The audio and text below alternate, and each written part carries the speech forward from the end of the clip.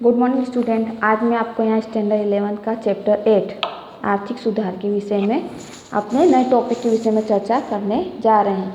इससे पहले हम लोग विनिवेशीकरण और निजीकरण के विषय में चर्चा कर चुके हैं। आज हम यहाँ भारत में विदेशी पूंजी निवेश, ठीक है, उसमें प्रत्यक्ष विदेशी पूंजी निवेश के प्रकार और उसके स्वरूप के विषय में चर्चा करेंगे और भारत में विदेश व्यापार की नीति के विषय में चर्चा करेंगे। तो सबसे पहले अपने विदेशी पूंजी निवेश में प्रत्यक्ष विदेशी पूंजी निवेश के प्रकार उसके स्वरूप के विषय में चर्चा करेंगे। अब भारत में विदेशी पूंजी निवेश अर्थात क्या? तो विदेशी पूंजी निवेश यानी जो विदेश के लोग अपने यहाँ पूंजी निवेश करते हैं, ठीक है, पर वो किस तरीके से? तो जब अपने सामने वैश्वीकरण की प्रक्रिया, ठीक है, आई, तब प्रत्यक्ष विदेशी पूंजी निवेश ने एक महत्वपूर्ण कदम उठाया। यानी लोग के द्वारा जो भी निवेश किया जाता था उसमें एक महत्वपूर्ण कदम उठाया। तो भारत की नियंत्रित जो अर्थव्यवस्था थी वो कैसी थी? नियंत्रित थी, ठीक है। तो नियंत्रित अर्थव्यवस्था में सरकार ही देश की मौद्रिक आवश्यकताओं जैसे कि उद्योग की स्थापना हेतु पूंजी का निवेश, चीज वस्तुओं या टेक्नोलॉजी की आयात में विदेशी पूंजी की आवश्यकता इत्यादि के हेतु विदेशी संस्था या व्यक्ति के पास से मदद लेती थी, ठीक है। यानी अपना भारत देश क्या करता था, जो भी उद्योग की स्थापना करनी पड़ती थी तो उसमें जो भी पूंजी निवेश किया जाता था, टेक्नोलॉजी का उपयोग किया जाता था, वस्तुएं आयात की जाती थी, उससे क्या विदेशी संस्थाओं के पास से मदद लेता था, क्योंकि विदेशी पूंजी निवेश पर नियंत्रण था। यानी उसके ऊपर नियंत्रण था कि लोग अपने मदद ले सकते हैं पर वो लोग अपने में निवेश कर सकते नहीं हैं। फिर जब सन 1991 में भारत की नई नीति आई, ठीक है, आर्थिक कानून में परिवर्तन कर जब अपने सामने नई नीति आई तो उसमें भी जो विदेशी व्यक्ति थे या संस्थाएं थी वो हमारे उद्योग में अधिक से अधिक प्रमाण में क्या कर सकती थी? निवेश कर सकती थी। ऐसी छूट प्रदान की गई, ठीक है। तो तब से हमारे भारत देश में यानी 1991 की नीति के अनुसार हमारे देश में विदेशी पूंजी निवेश के यानी विदेशी पूंजी निवेश होने लगा। यानी विदेशी पूंजी निवेश ने को एक छूट प्रदान की, विदेशी पूंजी का नियंत्रण हट गया। अब विदेशी पूंजी निवेश है तो उसको हम दो प्रकार के रूप में समझ सकते हैं, ठीक है। तो दो प्रकार के रूप में यानी विदेशी संस्थाकीय पूंजी निवेश और प्रत्यक्ष विदेशी पूंजी निवेश। अब पहले इन विदेशी संस्था की पूंजी निवेश और प्रत्यक्ष पूंजी निवेश को समझने से पहले अपने उसके विषय में थोड़ा समझेंगे कि जब विदेशी व्यक्ति या संस्था या कंपनी हमारे देश के अर्थतंत्र में वस्तु या सेवा का उत्पादन या विक्रय के क्षेत्र में सीधा पूंजी निवेश करती है तो उसको हम लोग प्रत्यक्ष विदेशी पूंजी निवेश कहते हैं। कैसा? जो भी हमारा अर्थतंत्र है या संस्था है, जैसे विदेशी संस्था है, तो कोई भी उत्पादन होता है हमारे देश में तो वो सीधा सीधा पूंजी निवेश करती है या सहायता करती है तो उसको हम लोग प्रत्यक्ष विदेशी पूंजी निवेश कहते हैं। अब प्रत्यक्ष विदेशी पूंजी निवेश में क्या देखने को मिलता है? जो प्रत्यक्ष विदेशी पूंजी निवेश है उसमें जो भारतीय सरकार या निजी कंपनियां हैं तो जो विदेशी संस्था होती है या विदेशी व्यक्ति हो तो क्या करते हैं? शेयर खरीदते हैं, ठीक है। तो प्रत्यक्ष भागीदार बनते हैं अथवा खुद का उद्योग स्थापित करते हैं तो उसके मालिक बन जाते हैं। तो इस तरीके से प्रत्यक्ष विदेशी पूंजी निवेश के दो प्रकार देखने को मिलते हैं। सबसे पहले क्या है? विदेशी संस्थाकीय पूंजी निवेश। अब विदेशी संस्था की पूंजी निवेश पे अपने को क्या देखने को मिलता है? जब विदेशी निवेशकर्ता वस्तु या सेवा का उत्पादन, फैक्ट्री या धंधा की स्थापना करने के बदले क्या करता है? देश के मुद्रा बाजार में, पूंजी बाजार में शेयर या बॉन्ड खरीदता है। यानी निजी कंपनियां या सार्वजनिक कंपनियां मार्केट में नहीं तो अर्थतंत्र में जो भी शेयर या बॉन्ड बाहर निकालती हैं, ठीक है, तो जो विदेशी पूंजी निवेश करता होता है वो उनको खरीदता है तो उसे हम लोग क्या कहते हैं? संस्थाकीय निवेश कहा जाता है, जिसे हम लोग विदेशी संस्थाकीय निवेश कहते हैं। अब ऐसी कंपनियों जो विदेश की संस्थागत निवेशकर्ता के रूप में रजिस्ट्रेशन करवाना अनिवार्य होता। यानी ये जो कंपनियां हमारे यहाँ जो शेयर बॉन्ड खरीदती हैं तो उनको एक रजिस्ट्रेशन करवाना पड़ता है। तो भारत सरकार द्वारा जो निर्धारित एक मात्रा निर्धारित की गई है, उस मात्रा में वो लोग निवेश कर सकते हैं। तो अधिकतर लोग जो निवेशकर्ता होते हैं वो कहाँ करते हैं, बैंकों में, बीमा कंपनियों में, म्यूचुअल फंड इत्यादि कंपनियों में करते हैं। अब ये जो विदेशी कंपनियां हैं, जिस तेज़ी से शेयर बाजार में मुद्रा लगाती हैं, यानी शेयर बाजार में जिस तेज़ी से वो शेयर बाजार में पैसा डालती हैं, उतनी ही तेज़ी से अगर वो वापस ले लेती हैं, अपनी पूंजी वापस ले लेती हैं, तो उससे क्या होता है, हमारे अर्थतंत्र में अस्थिरता देखने को मिलती है, जिससे हमको जोखिम का सामना करना पड़ता है। इसके बाद अपने दूसरा टॉपिक लेंगे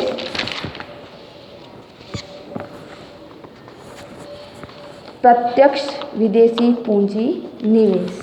ठीक है, अब संस्था की विदेशी संस्था की पूंजी निवेश में क्या करते हैं, वो लोग शेयर या बॉन्ड खरीदते हैं। तो प्रत्यक्ष विदेशी पूंजी निवेश में क्या होता है, जो वैश्वीकरण की अपनी प्रक्रिया थी, ठीक है, जिसमें वैश्वीकरण के बाद भारत ने विदेशी कंपनियों को छूट दी कि वो लोग सीधा निवेश कर सकते हैं, तो उसको हम लोग क्या कर सकते हैं, प्रत्यक्ष विदेशी निवेश कहते हैं। यानी वैश्वीकरण के बाद भारत में विदेशी कंपनियों द्वारा उत्पादन तथा विक्रय के क्षेत्रों में सीधा निवेश किया जाता है, जिसे हम लोग प्रत्यक्ष विदेशी पूंजी निवेश कहते हैं। ठीक है, अब ये प्रत्यक्ष पूंजी निवेश, तो यहाँ पर जो कंपनियाँ हैं, फैक्ट्री हैं, उद्योग धंधे हैं, उसके जो वो विदेशी पूंजी निवेश है तो वो क्या करते हैं, स्वयं स्थापना करते हैं, सीधे सीधे उसकी भागीदारी लेते हैं और अपना उसका जो संचालन होता है उसमें अपना नियंत्रण रखते हैं, जिसको हम लोग प्रत्यक्ष विदेशी पूंजी निवेश के रूप में जानते हैं।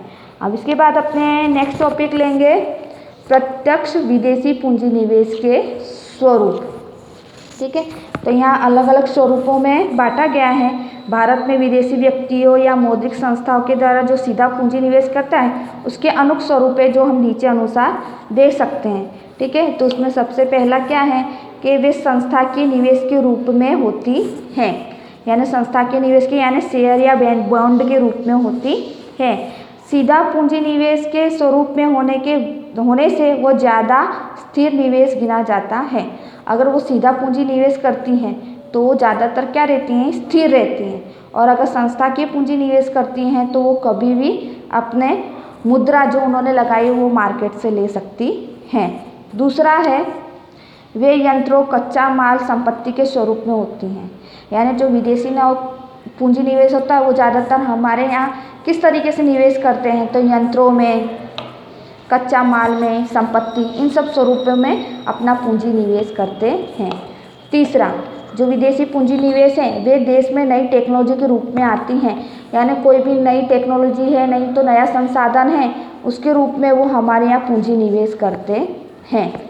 चौथा, वे सीधा पूंजी निवेश के स्वरूप में भी हो सकती हैं। सीधा पूंजी निवेश यानी जैसे मैंने बताया कि वो अपने यहाँ कंपनियाँ, फैक्ट्रियाँ, उद्योग डालती हैं, उसमें भागीदारी लेती हैं और अपना संचालन करती हैं, तो ये क्या हो गया, सीधा पूंजी निवेश हो गया।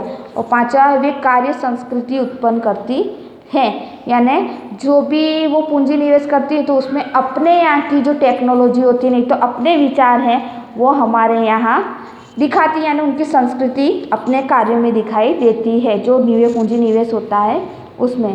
तो भारत में आर्थिक क्षेत्र में से यानी स्वतंत्र रूप हो गया, यानी भारत में निवेशकर्ताओं के साथ मिलकर क्या विदेशी पूंजी बढ़ने लगी, यानी विदेशी पूंजी के निवेशकर्ताओं को छूट दी गई है, तो जिससे क्या हुआ है, प्रत्यक्ष विदेशी पूंजी निवेश है उसको बढ़ाया गया है।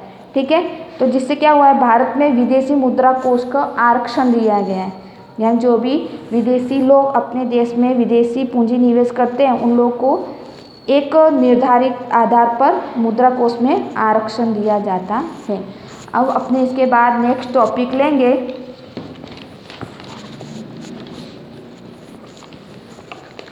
भारत की विदेश व्यापार नीति के विषय में समझाइए। ठीक है, अब विदेश व्यापार यानी जो विदेशी लोग हमारे देश में पूंजी निवेश करते हैं तो उनकी व्यापार नीति के विषय में अपने यहाँ चर्चा करेंगे। ठीक है, तो भारत में जो भी विदेश व्यापार नीति है वो कैसी है, बहुत ही समस्या है, यानी काफ़ी कठिनाइयों का सामना हमको करना पड़ता है। यानी जो भारत की विदेश व्यापार नीति है वो हमेशा अनेक समस्याओं का, अनेक चुनौतियों का सामना करती रहती हैं, अनेक मुश्किलों का सामना करना पड़ता है, जिसमें अपने ले सकते हैं अंतर्राष्ट्रीय स्पर्धा के समक्ष गृह उद्योग को रक्षण देने के लिए आयातों पर नियंत्रण आवश्यकता। अब जैसे अपने देश का प्रोडक्शन देखो, अंतर्राष्ट्रीय प्रोडक्शन देखो, तो अगर अपने देखने जाएंगे तो अंतर्राष्ट्रीय प्रोडक्शन हमारे देश से अच्छे होते हैं और सस्ते होते हैं। तो इससे क्या हो गया, जो अंतर्राष्ट्रीय स्पर्धा होगी तो जो हमारे गृह उद्योग होंगे वो क्या हो जाएंगे, नष्ट हो जाएंगे। क्यों नष्ट हो जाएंगे? क्योंकि हमारे यहाँ का कैसा है, भाव ज़्यादा होता है, क्वालिटी कम होती है, तो उस तरीके से क्या करेंगे, लोग विदेशी चीज़ों को ज़्यादा खरीदेंगे। तो उसमें क्या किया गया है, जो गृह उद्योग हैं उनको क्या दिया गया है, रक्षण दिया गया है। ठीक है, तो रक्षण देते हैं तो उससे आरक्षण के लिए क्या करते हैं, जो आयात होती है उस पर नियंत्रण रखते हैं। यानी विदेशी कंपनियों से जो वस्तुएं आती हैं जिससे गृह उद्योग को नुकसान होता है तो उनकी आयातों पर नियंत्रण किया जाता है। दूसरा टॉपिक है गृह उद्योग में उत्पादन बढ़ाने के लिए तथा आयात प्रतिस्थापन हेतु टेक्नोलॉजी, यंत्रों तथा संसाधनों के आयात का प्रमाण निश्चित करना।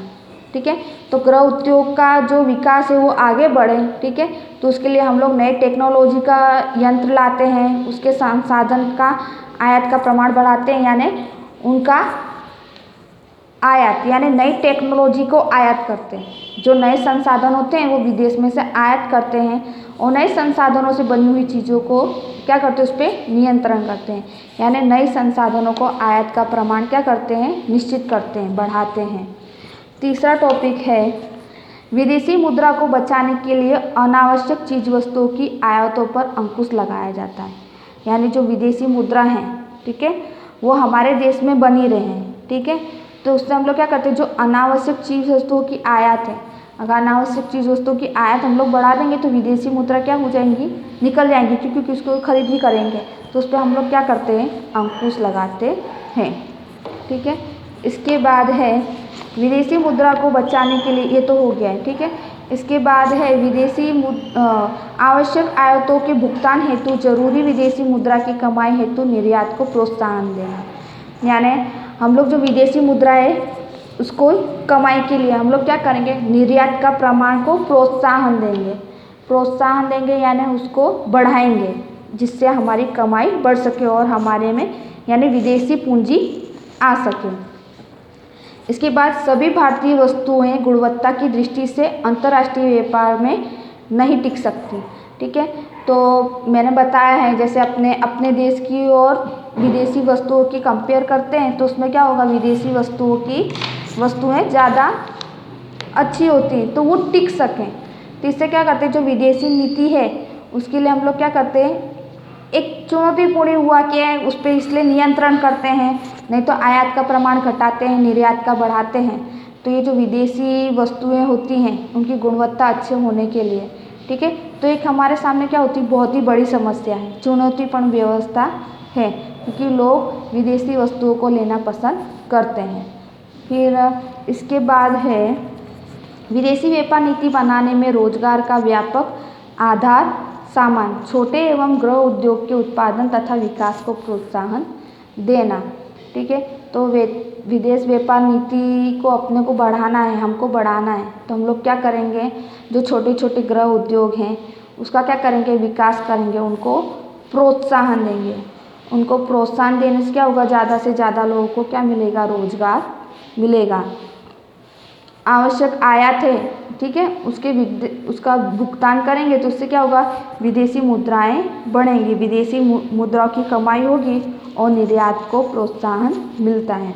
इसके बाद है अंतर्राष्ट्रीय व्यापार में विदेशी मुद्रा की आवश्यकता उत्पन्न करना। यानी अंतर्राष्ट्रीय व्यापार है उसमें जो विदेशी मुद्रा है उसकी आवश्यकता उत्पन्न हो, इसके लिए हम लोग क्या करते हैं, अंतर्राष्ट्रीय व्यापार में जो भी समस्या है या आंतरिक व्यापार है उसकी तुलना करते हैं। जैसे अपने देश की प्रोडक्शन और दूसरे देशों की प्रोडक्शन से तुलना करते हैं, उसमें क्या कमी है उसको हम दूर करते हैं और अच्छे से अच्छी वस्तु बनाने की कोशिश करते हैं, जिससे क्या हो सके, अंतर्राष्ट्रीय मुद्रा हमारे देश में आ सके, यानी उसकी आवश्यकता उत्पन्न हो सके। इन सब बातों का ध्यान में रखते हैं। तो इन सभी चुनौतियों को ध्यान में रखकर भारत में विदेश व्यापार नीति है जो प्रस्तुत की जाती है, यानी जो दिखाई गई है या मैंने जो समझाई है, ठीक है, तो वो समय समय पर उसमें परिवर्तन देखने को मिलते हैं। जैसा अर्थतंत्र में कंडीशन होती है उस तरीके से विदेश व्यापार नीति में परिवर्तन देखने को मिलते हैं। ठीक है, यहाँ ये विदेश व्यापार नीति का जो है चैप्टर वो यहाँ फिनिश होता है। ठीक है, और ये चैप्टर भी आपका यहाँ फिनिश होता है। अस्तु।